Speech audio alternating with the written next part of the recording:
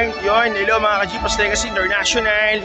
Alright, sa mga oras na to, nandito na kami sa loob ng Grand Ballroom. So dito po gaganapin ang recognition na talaga namang nakuha at resulta ng ating kumpanya. Alright, so tour ko lang kayo kung gaano ka-prestigious at napakaganda ang award at ang recognition na to. So mga kapatid, nakaka-excite kasi yung kumpanya natin, despite na bago pa lang, pero grabe po ang resulta na kaagad na po.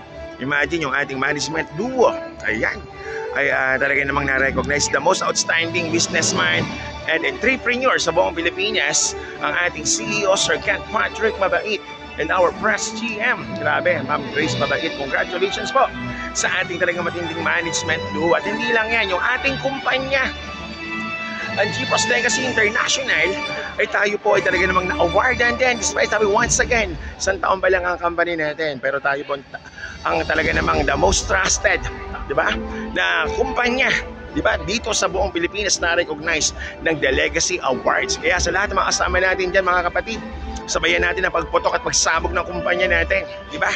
Ihataw natin, all out tayo kasi naniniwala tayo, eto na, this is it, the best is yet to come. Alright, let's go!